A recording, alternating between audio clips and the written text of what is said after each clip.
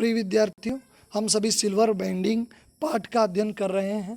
पहले भाग में हमने देखा इस कहानी के मुख्य पात्र यशोधर बाबू अपनी अंतिम फाइल को बांध के लाल फीते से बांधकर आउटरे में रखते हुए अपने मातहतों पे यानी अधीनस्थ कर्मचारियों को एक बार देखते हैं और उन्हें हंसी मजाक करना अपने सीनियर किशन दास से सीखा है। उनका नया कर्मचारी असिस्टेंट ग्रेड में आया चड्ढा उनकी घड़ी पे टिप्पणी करता है, लेकिन उसे अनदेखा कर देते हैं। तभी मेनन जो उनका एक और कर्मचारी है, उनके जो है शादी की सालगिरह की याद दिलाता है और बताता है कि आज आपकी 25वीं सालगिरह है, कुछ खर्च करना पड़ेगा। 10 का नोट देते हैं, लेकिन चड्ढा कहता है इसमें पूरे ऑफिस को चाय नहीं आ पाएगी, इसलिए 20 रुपये और चपरासी भगवान दास को देते हैं और वहाँ से निकल पड़ते हैं। काफ़ी लोग उन्हें रोकते हैं कि इस छोटी सी पार्टी में शामिल हों, लेकिन शामिल नहीं होते हैं। उन्होंने एक आदत बनाई है कि रोज़ वो बिरला मंदिर जाते हैं, प्रभु में ध्यान लगाते हैं, पहाड़गंज से सब्जी लाने का कार्य करते हैं। इस तरह ऑफिस से छूटते हैं 5 बजे, लेकिन पहुंचते हैं वह 8 बजे। वह एक तरफ निकलते हुए देखते हैं कि जहाँ किशनदा का क्वार्टर है वो सब टूट रहे हैं, गोल मार्केट पूरी तरह से हटाया जा रहा है, वहाँ पे बड़े फ्लैट बन रहे हैं, शहरीकरण हो रहा है, जिससे ये दुखी हैं और अपने लिए भी खुद घर नहीं बनाना चाहते और आधुनिकता और परंपरा के बीच में काफ़ी घिसते हुए चले जाते हैं। आइए हम आगे के भाग का अध्ययन में देखते हैं। सच तो यह है कि पिछले कई वर्षों से यशोधर बाबू जो है अपनी पत्नी और बच्चों से छोटी छोटी बात में मतभेद होने लगा है। वास्तव में उन्हें छोटी छोटी बातों पे अपने बच्चों से मतभेद होने लगा है और इस तरह घर जल्दी लौटना अब वो पसंद नहीं करते हैं। अब घर जल्दी नहीं लौटते हैं। जब तक बच्चे छोटे थे तब तक उन्हें पढ़ाई लिखाई में मदद कर सकते थे। अब बड़ा बच्चा, उनका जो बड़ा लड़का था, एक प्रमुख एडवर्टाइजमेंट जो इंस्टीट्यूट है, संस्था है, उसमें नौकरी पा गया है। यद्यप समहाउ यशोधर बाबू को अपने साधारण पुत्र को असाधारण वेतन देने वाली ये नौकरी कुछ समझ में नहीं आती। अपने पुत्र की क्षमता को वास्तव में एक पिता से बेहतर कौन जान सकता है। वो अपने पुत्र की क्षमता को जानते हैं। असाधारण सा पुत्र, असाधारण सा वेतन वाली नौकरी उन्हें कुछ समझ में नहीं आती। वो कहते हैं कि 1,500 रुपये देने वाली इस नौकरी में जो है कुछ ज़रूर पेच होगा। यशोधर बाबू जी का दूसरा बेटा आईएएस देने की तैयारी कर रहा है और यशोधर बाबू के लिए समझना संभव नहीं है कि अब वह पिछले साल एलाइड सर्विस की सूची में माना काफ़ी नीचे आ गया, तब भी ज्वाइन करने से इनकार क्यों कर दिया।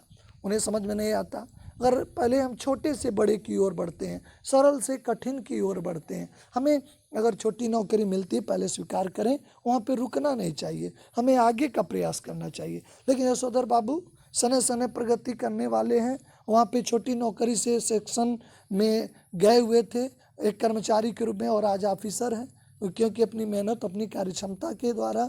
तो व्यक्ति का रुकना एक जगह बेकार होता है, लेकिन कोई भी चीज़ें छोटी बड़ा नहीं होता है। जो पहले मिले उसे स्वीकार करना चाहिए। लेकिन ये उनका लड़का ज्वाइन नहीं किया, ये बात उनकी समझ में नहीं आता है। उनका तीसरा बेटा स्कॉलरशिप प्राप्त करके अमेरिका चला गया और उनकी एकमात्र बेटी न केवल तमाम प्रस्तावित वर अस्वीकार करती चली आ रही है, बल्कि डॉक्टरी की उच्चतम शिक्षा के लिए स्वयं अमेरिका जाने की धमकी दे रही है। उनकी इकलौती बेटी, एक लड़का उनका विज्ञापन संस्था में, दूसरा लड़का आईएएस की तैयारी और तीसरा लड़का स्कॉलरशिप लेकर जो है अमेरिका चला गया। तीसरी बेटी जो एकलौती बेटी है यानी चौथी संतान है, वो भी अमेरिका जाने की धमकी देती है और तमाम उसके शादी के लिए प्रस्ताव आते हैं, उसे नापसंद कर देती है और स्वीकार कर देती है।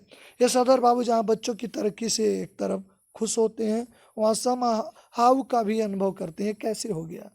वो एक तरफ खुशहाल भी है, चलिए हमारा एक लड़का अमेरिका चला गया, एक जो है तैयारी में लगा हुआ है, लेकिन एक तरफ उन्हें कैसी जो अपने अपनों में परायापन पैदा कर देती है। एक तरफ तो खुशहाली है, लेकिन दूसरी तरफ गैप हो रहा है, उनकी विचारधारा उनसे टैली नहीं कर रही है, मिल नहीं पा रही है। हमारे देश के दिग्गज और एक जो है कवि प्रधानमंत्री ने कहा भी था, ईश्वर से अपनी कविताओं में अनुरोध भी किया था, हे ईश्वर मुझे इतना ऊंचा न बना देना कि मैं अपनों को गले न लगा सकूं। कितनी हमें सफलता न मिल जाए कि अपने हम पड़ोसियों को न पहचान पाएँ, अपने माता पिता को न पहचान पाएँ, अपने रिश्तेदारों को न पहचान पाएँ, हम इतने ऊंचे पदों पर चले जाएँ और उसके बावजूद भी अपने लोगों को भूल जाएँ। तो ऐसी सफलता की ज़रूरत नहीं है। ऐसी सफलता वो बेकार है जो आपको छोटापन उनकी नज़रों में कर दे कि हमारे साथ जो है हमारे बचपन बीता, हमारे सामने इसका जन्म हुआ और आज इतनी थोड़ी सी सफलता पा गया तो इतरा गया। तो निश्चित तौर पे ऐसी सफलताएं जो परायापन पैदा कर दें वह उन पे सशंकित होते हैं। अपने बच्चों द्वारा गरीब रिश्तेदारों की उपेक्षा उन्हें समहाउ जचती नहीं। जो उनके गरीब रिश्तेदार हैं उनकी उपेक्षा करना भी उन्हें नहीं जचती। एनीवे जनरेशनों में गैप तो होता है, ये सुना था, ऐसा कहकर स्वयं को दिलासा देता है एक पिता। वो कहते हैं जनरेशन का गैप होता है, ऐसा महसूस करके वो रह जाते हैं। कहते हैं हो सकता है इनकी बात हमारी बात इनकी समझ में नहीं आती है। यद्यपि यशोधर बाबू की पत्नी भी अपने मूल संस्कारों से हटी नहीं है, आधुनिक नहीं है, लेकिन बच्चों की तरफदारी करने के लिए मात्र सुलभ मजबूरी ने उन्हें माता जी से मॉडर्न बना दिया है। कुछ भी हो, जिस समय उनकी शादी हुई थी यशोधर बाबू के गांव से आए ताऊ जी उनके 2 विवाहित बेटे भी रहा करते थे। संयुक्त परिवार के में पीछे पीछे बहुओं के गजब के तनाव थे। देखिए संयुक्त परिवार काफ़ी एक शोध में पाया गया है कि एकांगी परिवार यानी यूनिक फैमिली, न्यूक्लियर फैमिली जिन्हें कहते हैं, और ज्वाइंट फैमिली, ये दोनों में सबसे अधिक विकास किस फैमिली में होता है? तो बच्चों का मानसिक विकास संयुक्त परिवार में होता है। यहाँ बाबा दादी और चाचा ताऊ रहते हैं, उनकी मानसिक जो विकास की दर है वो तेज हो जाती है, तनाव कम होते हैं। लेकिन कहीं कहीं इसकी डिमेरिट भी है। जब परिवार की संख्या ज़्यादा बढ़ती है तो उनमें तनाव आना स्वाभाविक है, यही उसकी डिमेरिट है। लेकिन ताऊ जी के डर से कोई कुछ नहीं कह पाता था। यशोधर बाबू की पत्नी को शिकायत है कि संयुक्त परिवार में रहने वाले उस दौर में पति ने हमारा पक्ष कभी नहीं लिया, बस जेठानियों की चलने दी। इस बात का उनकी पत्नी को बड़ा मलाल है। उनका ये भी कहना है कि मुझे आचार व्यवहार से ऐसे बंधनों में रखा जैसे मैं जवान औरत नहीं हूँ, एक बुढ़िया थी। जितने भी नियम थे ये बुढ़िया ताई के लिए, सब मेरे लिए भी थे, सब मुझ पर भी लागू करवाए। कहते परिवार में जो बुढ़िया ताई के लिए नियम थे वह मुझ पे भी लागू करवाया। ऐसा कहते हैं घर वाले और बच्चों से उनकी सहानुभूति व्यक्त करते हैं और कहते हैं कि जो है इस तरह की वृत्ति बिल्कुल भी अच्छी नहीं लगती।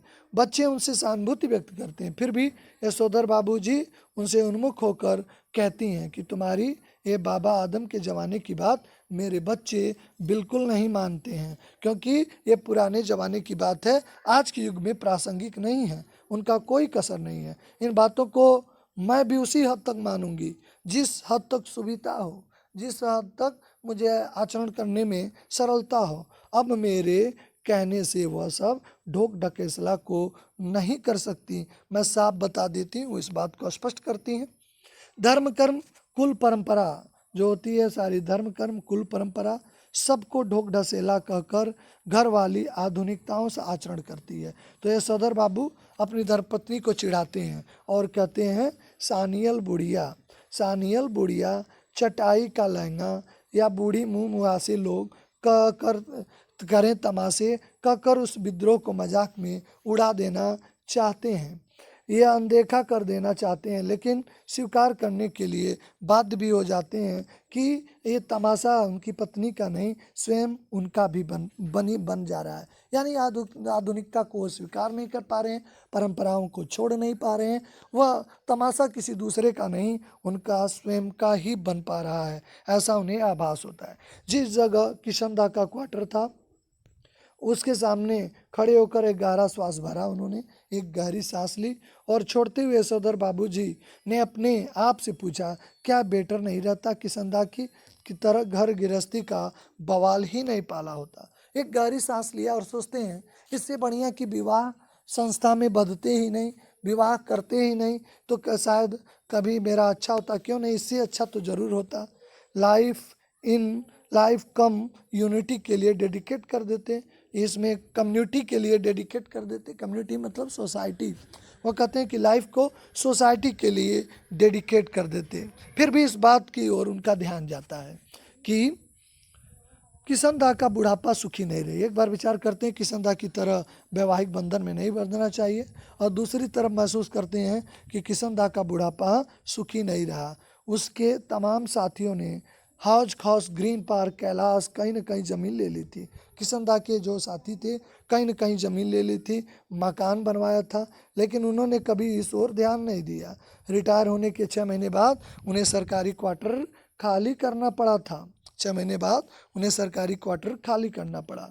तब हद हो गई। उनके द्वारा उपकृत सारे लोगों ने एक भी अपने यहाँ रखने की पेशकश नहीं की। कहानी के प्रारंभ में देखा कि जो भी पहाड़ क्षेत्र से लोग आते थे उनके यहाँ होके गुजरते थे, लेकिन एक भी लोगों ने उनके बारे में नहीं सोचा। कहते हैं यशोधर बाबू, स्वयं यशोधर बाबू उसके सामने कोई ऐसा प्रस्ताव नहीं रख पाए, क्योंकि उस समय तक उनकी शादी हो चुकी। उनके मददगारों में यशोधर बाबू भी थे, लेकिन स्वयं सोचकर वह प्रस्ताव नहीं रख पाए, क्योंकि उनकी भी शादी हो चुकी थी। उनके 2 कमरे के क्वार्टर में 3 परिवार रहा करते थे। किशनदा कुछ साल राजेंद्र नगर में किराए का क्वार्टर लेकर रहे और फिर अपने गांव लौट गए। कहते कुछ दिनों तक किराए के क्वार्टर में रहे और फिर अपने गांव लौट गए, जहां साल भर बाद उनकी मृत्यु हो गई। बड़ा दुखद अंत यशोधर बाबू के अपने आदर्श का। ज़्यादा पेंशन नहीं खा सके बेचारे। कहते हैं सरकारी पेंशन का लाभ भी ज़्यादा नहीं उठा पाए। विचित्र बात यह थी कि उनसे कोई बीमारी भी नहीं हुई थी, बस रिटायर होने के बाद मुरझाते सूखते चले गए। उनके एक बिरादर से उनकी मृत्यु का कारण पूछा तो उसने यशोधर बाबू को यही जवाब दिया, जो हुआ होगा, पता नहीं क्या हुआ होगा। कहते हैं जिन लोगों के बाल बच्चे नहीं होते हैं, यानी जिनका परिवार नहीं होते हैं, घर परिवार नहीं होता है, उनकी रिटायर होने के बाद जो हुआ होगा से मौत हो जाती है। यह जानते हैं यशोधर बाबू, बच्चों का होना बहुत ज़रूरी है। यशोधर बाबू जी के बच्चे मनमानी कर रहे हैं और ऐसा संकेत मिल रहा है कि उनका बुढ़ापा भी बहुत सुख नहीं प्राप्त होगा, क्योंकि बड़े दिल दहला देने वाली घटनाएं समाज में आती हैं। मुंबई में एक गरीबी में पढ़ा लिखा इकलौते माँ का लड़का, पिता भी नहीं थे, वो चला जाता है अमेरिका, वहाँ पे इंजीनियर हो जाता है, इतने व्यस्त हो जाता है कि माँ की सुध ही नहीं ले पाता है। उसके फ्लैट बंद रहते हैं 6 महीने बाद। एक रिश्तेदार को फ़ोन करता है कि माँ का फ़ोन नहीं उठ पा रहा है 6 महीने बाद, ज़रा माँ का खबर ले लो। वो जाता है, रिश्तेदार ताला तोड़ता है, देखता है एक कपड़े में कंकाल था, यानी उसकी माँ कंकाल हो गई।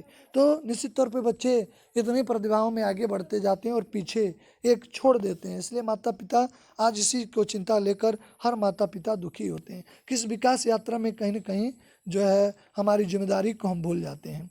वो कहते हैं कि मुझे सुख नहीं प्राप्त होगा, लेकिन यशोधर जी अपनी मर्यादा पुरुषोत्तम जो उनके किशनदास से सुनी ये बात नहीं भूले हैं कि गधा पचीसी में कोई क्या करता है, यानी 25 साल तक जो उम्र अवस्था होती है गधे जैसा दिमाग होता है। इसमें ज़्यादा चिंतन नहीं करना चाहिए, ज़्यादा चिंता नहीं करना चाहिए, क्योंकि बाद में हर आदमी समझदार हो जाता है। यद्यपि युवा यशोधर को विश्वास नहीं होता है। कहते हैं कि चाल स्वभाव दशा 10 वर्ष, चाल 40 वर्ष, स्वभाव 100 वर्ष, लेकिन कुछ समय बाद युवाओं में जरूर जिम्मेदारी आती है तो परिवर्तन जरूर ही आ जाता है। वो कहते हैं कि मैं भी किस तरह जवानी में 50 किस्म की खुरापात की है, ककड़ी चुराना, गर्दन मोड़ के मुर्गी को मार देना, पीछे की खिड़की से कूदकर सेकंड शो का सिनेमा देखना।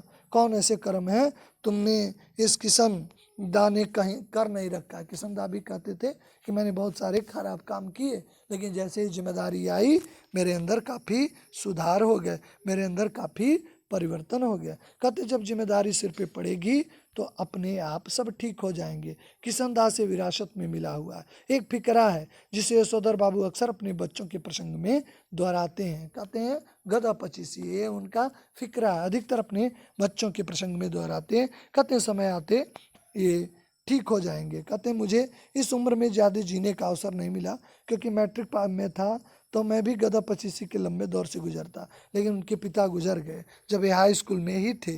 इसलिए जिम्मेदारी जल्दी आ गई, और जिम्मेदारी ही आदमी बना देता है। जहाँ तक बाप है मौज कर ले, जहाँ तक पिता की छत्र का छाया है तुम लोग भी जिम्मेदारियों से मुक्त रहो, सारी जिम्मेदारी मुझे छोड़ दो। यह बात यशोधर जी कभी कभी तंजिया कहते हैं, कभी कभी अपने बच्चों पे टिप्पणी करते हुए कह देते हैं, जो उनके चेहरे पे मुस्कान खेल जाती है और बच्चों को पर यह प्रकट करती है कि बाप को उसका सनात होना गैर जिम्मेदारा होना कुल मिलाकर उन्हें अच्छा लगता है। इस तरह वो प्रकट करना चाहते हैं। यशोधर बाबू कभी कभी मन ही मन स्वीकार करते हैं कि दुनियादारी में बीवी बच्चे अधिक सुलझे हो सकते हैं, लेकिन दो चार कहने वाली दुनिया ही उन्हें कहाँ मंजूर है जो उसकी रीत मंजूर करे। दुनिया के हिसाब से बच्चों का यह कहना कि बब्बा ने DDA जो यानी जो दिल्ली डेवलपमेंट एसोसिएशन का फ्लैट का पैसा न भर के भयंकर भूल की है, किंतु वह समहाउ यशोधर बाबू किशनदा की वह उक्ति अभी भी जचती। यशोधर बाबू किशनदा की वो पंक्ति को बार बार दोहराते हैं कि सरकारी जो मूर्ख लोग मकान बनाते हैं और सयाने लोग उसमें रहते हैं। जब तक सरकारी क्वार्टर था तब तक सरकारी क्वार्टर, रिटायर होने के बाद गांव का पुश्तैनी घर, बस गांव का पुश्तैनी घर टूट फूट चुका था। उस घर पे इतने लोगों का हक है कि वहाँ जाकर बसना, बिल्कुल वहाँ पे बहुत जिम्मेदारी को ओढ़ना और बेकार के झगड़े मोल लेना, ये सब बात यशोधर जी अच्छी तरीके से समझते हैं कि इतनी परेशानियों का सामना करना पड़ेगा। बच्चे बस में जब ये तर्क दोहराते हैं तो उन्हें कोई जवाब देते हुए नहीं बनता है। उनकी कल्पना थी, आज भी दोहराते हैं, कि कोई उनका बच्चा रिटायर होने से पहले सरकारी नौकरी में आ जाता तो उनके पास क्वार्टर बना रहेगा। अब भी पत्नी द्वारा भविष्य का प्रश्न उठाए जाने पर यशोधर बाबू इस संभावना को रेखांकित कर देते हैं। जब पत्नी कहती है अगर ऐसा नहीं हुआ तो आदमी को हर तरह से सोचना चाहिए, प्लान ए प्लान बी के बारे में सोचना चाहिए। तब यशोधर बाबू जी टिप्पणी करते हैं कि सब तरह से सोचने वाले हमारी बिरादरी में नहीं होते हैं, उनमें एक तरह से सोचने वाले होते हैं। कहते हैं कह कर लगभग एक नकली सी हंसते हैं, लेकिन वह मकान खरीदने के पक्ष में नहीं है। यहाँ तक के आज अध्ययन हमने इस भाग में किया, आगे का अध्ययन हम नेक्स्ट वीडियो में करेंगे। आप सभी का धन्यवाद। हिंदी उत्कर्ष चैनल को आप लाइक और सब्सक्राइब करें ताकि आपको नई वीडियो का अपडेट मिलता रहे और आप अपने ज्ञान का अर्जन करते रहें।